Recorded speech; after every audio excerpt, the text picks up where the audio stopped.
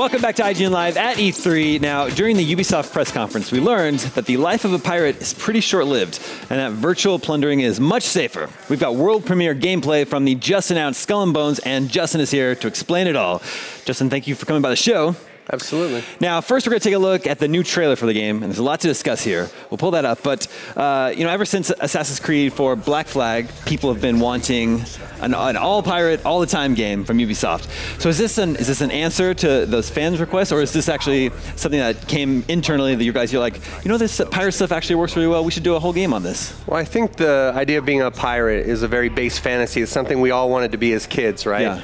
And you look at that type of accessibility, the idea of true freedom and player agency. That's a very accessible and understandable fantasy. And we worked on naval combat in Assassin's Creed 3, Assassin's Creed 4 Black Flag, the naval combat, naval gameplay, and just built upon that along with the studio strength of Ghost Recon Phantoms. It just made sense for us to build that type of game. So your guys are building a multiplayer-focused, absolutely, pirate ship battle simulator. Is that accurate? Yeah, I mean, it's not a simulator, it's a tactical action game, and it's really about being a pirate on the Indian Ocean during the golden age of piracy. It captures that aspect of piracy, or the pirate fantasy that's really core, which is stealing and plundering at sea. Sure. So your trailer here gives us a female pirate captain of the ship, but who are we playing as in this game? Are we creating our own characters? Well, you're able to select from multiple captains, and you're able to customize your crew as well. And the idea is you want to upstart pirate. You start out penniless. You head from the Caribbean. You refuse the king's pardon. That's basically an offer of clemency. You sail for the Madagascar coast around the Pirates Round, and then you reach the Indian Ocean. And you've got to fight your way up to the top of the food chain and compete against other pirates, other players, and pirate kingpins that will challenge you along the way.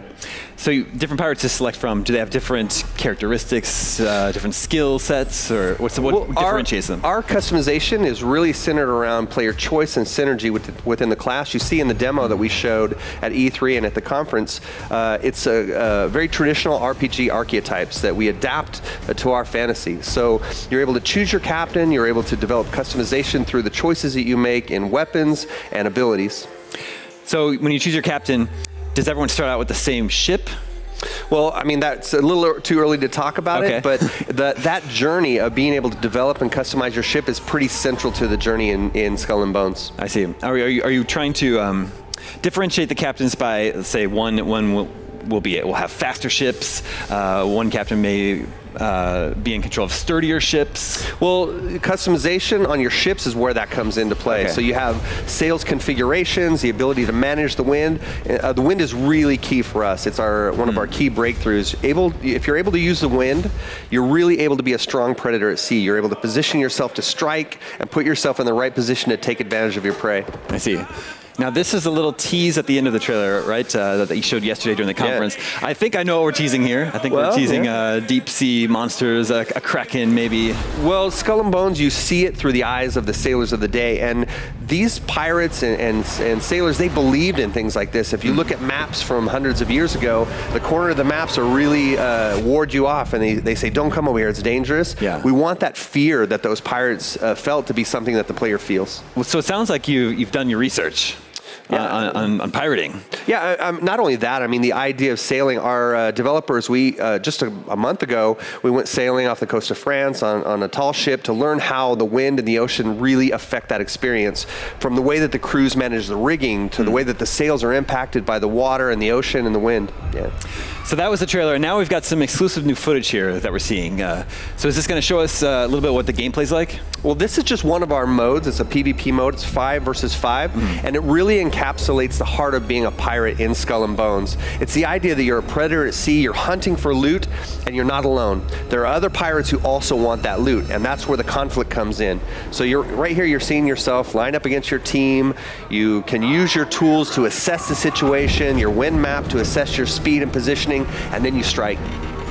Are you guys hoping to have clan support, or how are people building their teams of pirates? Well, pirate gangs are the fundamental aspect of how you'll carry yourself up the food chain and secure yourself as the ultimate pirate kingpin. You're going to have to be able to recruit your friends.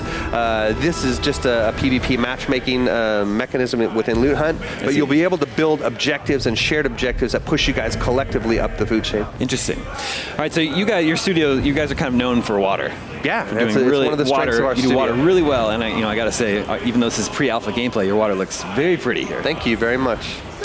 So, can you speak to a little bit what's happening here? Actually, I want to know about the steering. You said wind is very important. Absolutely. And I know down in the bottom right corner, you're always keeping track of how fast the wind is blowing, right? Right, so it's not just understanding the position of the wind. You can see where it goes blue. That's basically saying you have the wind in the optimal position. Got it. And through customization, you'll actually be able to change your sails configuration to fit your playstyle.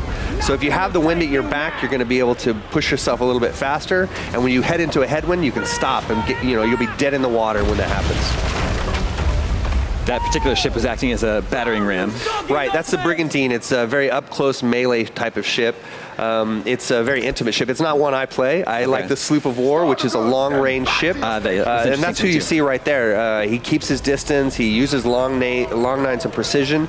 And when he's able to anchor, he can actually lock in and do more critical damage. So does each player just have...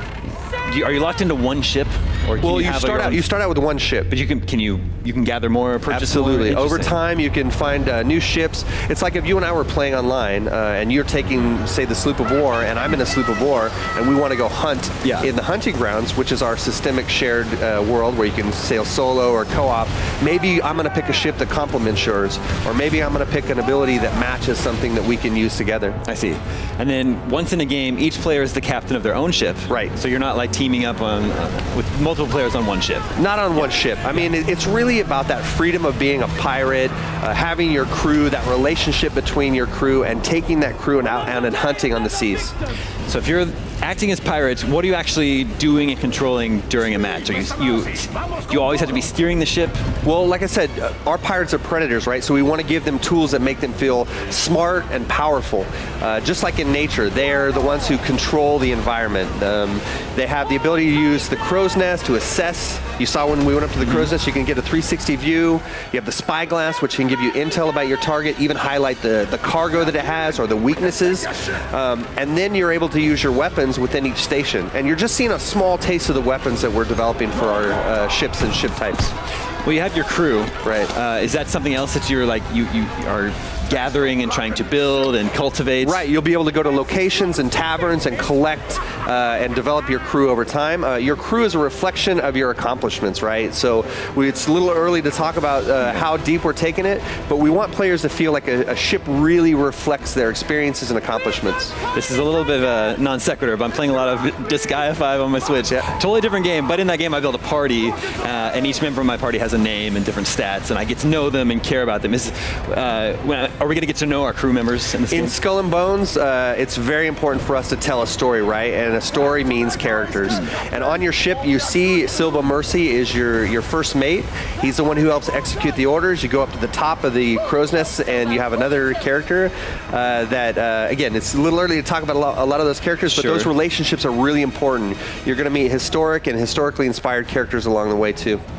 And can you assign specific tasks to your crew? Like if you want to go man the cannons or go up and have a look. Well, up top, you want to say you can take over steering. There are ways for us to automate firing, right? If you want to focus on an aspect of it, you can blind fire. It's auto-aiming, but it's really about being able to control the ship on the intimate level. So when you go to aim at another ship and you use your precision aiming, you go right down with the crew. You're down there with the cannon crew, and you're aiming at your target.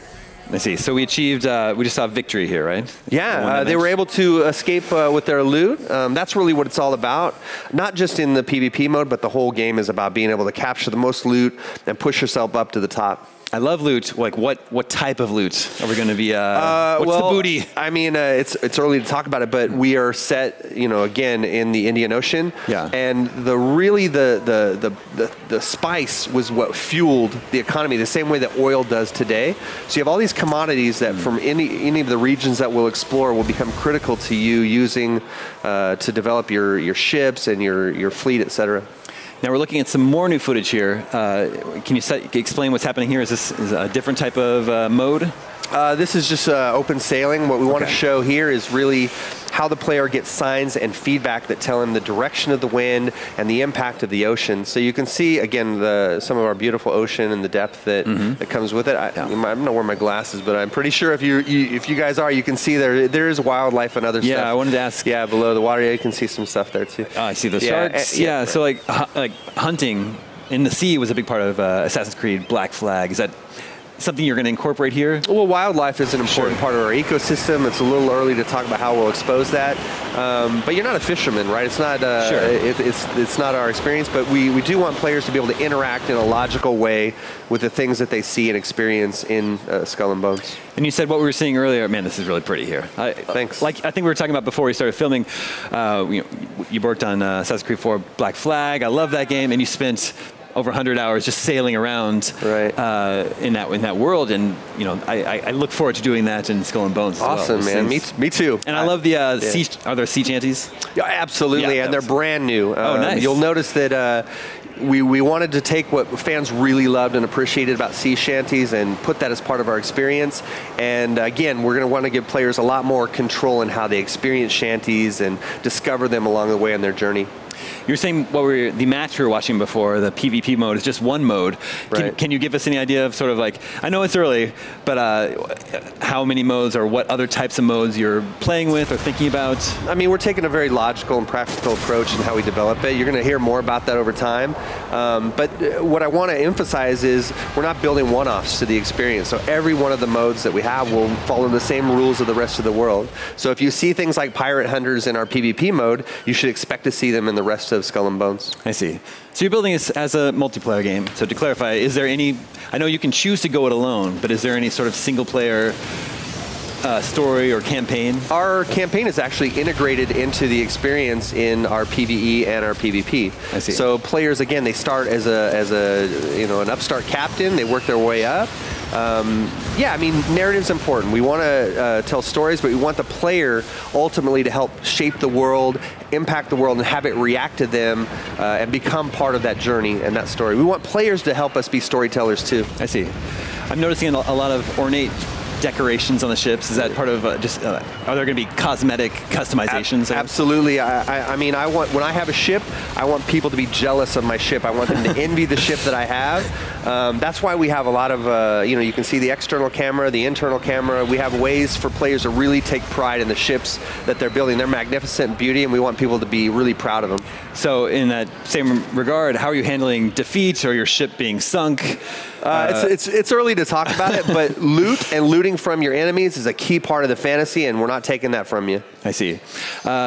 Skull and Bones is a 2018 game. Fall 2018 on PlayStation 4, PlayStation 4 Pro, Xbox One, Xbox X, and PC. Wow, well, it's already looking super beautiful, man. Super fun. I can't wait to hear more. Thank you so much for coming by the show. Absolutely, thanks. Yeah, it's great to meet you.